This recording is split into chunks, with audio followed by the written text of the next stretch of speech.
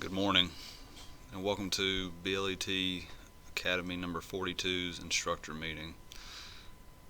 I just wanted to pass on some information and changes that'll be occurring for BLET 42, which starts Monday, September 21st.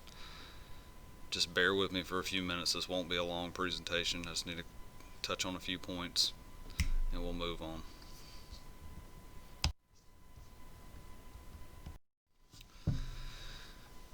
Here's some important dates that we'll have in the academy.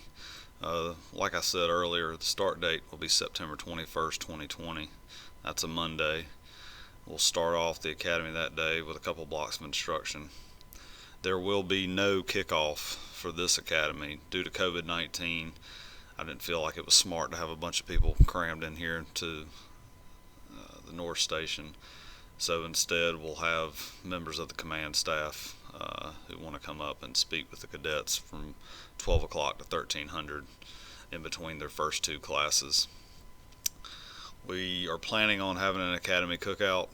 We'll play that by ear just because of COVID. As of right now, we'll have an academy cookout Firearms Week at the range, which will be in December.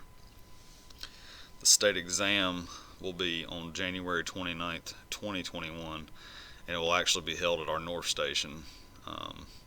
We ran into a conflict when the way our academy ended.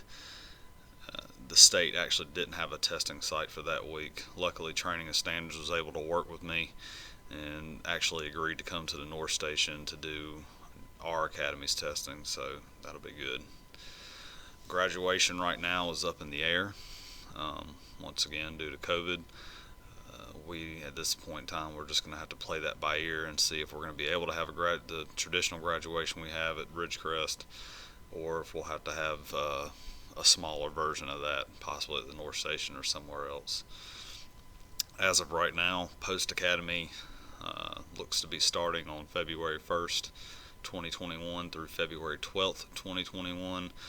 That'll include pepper spray, taser, possibly SFSTs, some of our computer program classes, CJ leads. If anything changes with that, I'll keep you guys updated. As of right now, field training looks like it should begin on February 15th or around that date.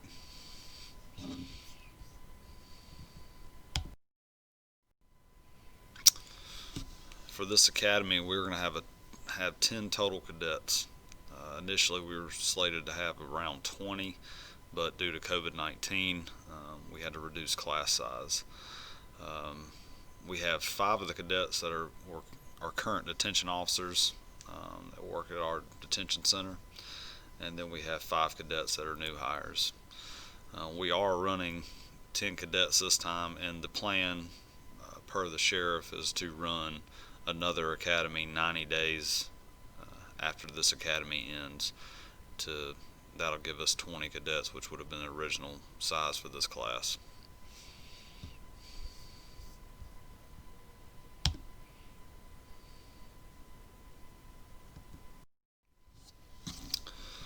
Obviously, BLET 42 will be a little different due to COVID-19. All instructors, cadets, and training staff will have their temperatures checked once they arrive at our facility. All cadets will wear masks and or face covering while in the classroom or inside the facility.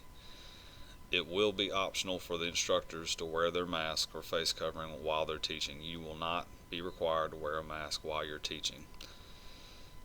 As I addressed in the slide before, our class size was originally supposed to be around 20. Class size has been reduced to 10 cadets so that we can maintain social distancing while in the classroom. These adjustments are uncomfortable, they're not ideal, but we've been dealing with this since March, so I think we're all used to it by now, so just got to push through.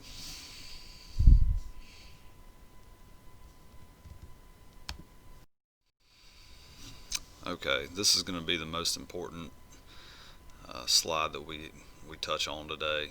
This has got most of the information on it. First off, I'd like to welcome our new instructors, Corporal Ice and Lieutenant Jones and Deputy Taylor Beck. They'll be teaching for the first time in our BLET, so let's welcome them. to find your lesson plans, handouts, and PowerPoints, as well as other information, if you go to LEO Public, go to LEO DO Training, go to BLET Info, and then the file BLET 42 contains all your lesson plans, your handouts, and your PowerPoints. It also contains your July 2020 course management guide, which is the most up-to-date course management guide that the state has sent out. It contains the lesson plan revisions as of July 2020, and it also has the July 2020 BLET strike-through draft lesson plans guide. I strongly recommend looking at all this information that's sent from the state, especially the course management guide. The course management guide is pretty much the rule book for everything that we do in BLET.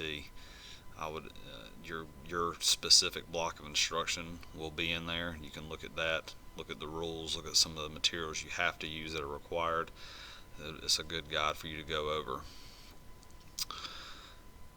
As far as instructor attire, you're allowed to wear Class C uniforms. That's not a problem. If you're not in Class C, you have to either be in Class A or you have to be in dress clothes. So we're going to talk about some of the lesson plans right now. I strongly recommend you review your lesson plan that you're scheduled to teach. The state makes changes all the time. Sometimes they make a lot of changes. Sometimes they'll change a word, or they'll change a sentence or a paragraph. But just go over your lesson plan so you're familiar with it. As far as testing goes, we are going back to the way we in the past have traditionally done it, where the instructor who is teaching the course makes the actual exam or test for that block of instruction. You will be required to make your test for your block of instruction. I'm asking you guys to at least get me your test a week or 2 weeks before you're scheduled to teach. That way it gives me a chance to review it, make sure the test will be up to the standard. Also, when you submit your test, I need the test to be on the BLET 42 exam header, which is in the BLET 42 folder that I just spoke about. All tests have to be on that. I need a answer key with obviously the answer, and I need the objective it covers, and I need the page number I can find it on in the lesson plan. That's very important, and I need that for every single block of instruction. Please teach the objectives in the material. War stories are fine. I think they do add something to the class, and it breaks up kind of just going through the lesson plan, but try to keep them at a minimum, because the material's what they're going to be tested on, not the war stories. So add them. I think it's great, but at the same time we got to get these objectives covered, because that's what the state exam is going to be, and we don't want to set these cadets up for failure. As far as the length of the test goes, I think a comfortable number is 10 to 20. Obviously some of the blocks have more objectives than others. Some of them are longer blocks than others. So I don't want to see anybody submitting a 5-question test or something like that.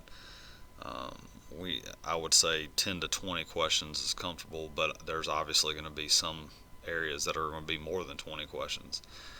As far as the question style, the style needs to be multiple choice.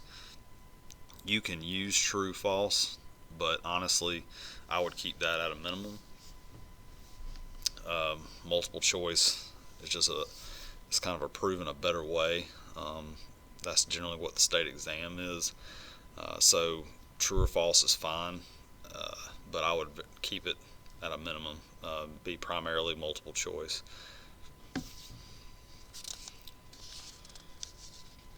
As far as practicals go, some of the blocks have practicals. we need to make the practicals realistic, but we also need to try to avoid no-win situations for the cadets. There has to be a way for the cadet to win. If we just set them up for failure and all that, they're not really getting anything out of it. Yes, they need to work through it, and they need to, I don't want anything given to them, but they need to have an opportunity to win, to keep it fair, and to let them be able to work through the situation or scenario. Please make sure you use qualified role players. Once again, it goes back to the course management guide. I would strongly recommend reviewing that, especially if you're using blocks that have role players in them. As far as sim guns go, I strongly recommend the use of sim guns if it's practical. I think it's great training. It kind of ups the intensity a little bit, which I'm all for.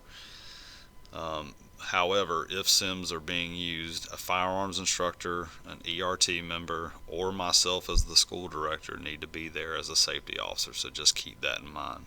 So if you're looking to use sims, just come to me and we'll figure it out. As far as disciplinary action goes, you as instructors, I expect you guys to police your classroom. We're all grown here. Obviously, if there's an issue, please let me know. I want to be made aware of any type of disciplinary issue, but let me handle it. If we're off site, something happens, fine, deal with it, but let me know, so I can handle it on my end from the school's end. I sent out the rules and schedule earlier this week in an email.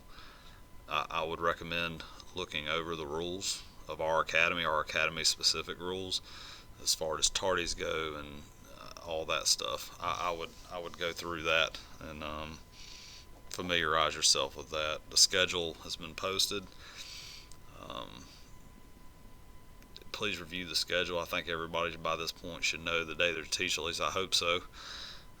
If there's any changes that need to be made, please let me know as soon as possible. It's not an easy thing putting that schedule together, and we're kind of in a tight window, obviously, with the state exam, and also with, who knows, hopefully, knock on wood, we don't have any COVID issues for this academy. BDOT had some COVID issues, even with all the precautions that they took. And it delayed that academy multiple times, so hopefully we can avoid that for BLET 42.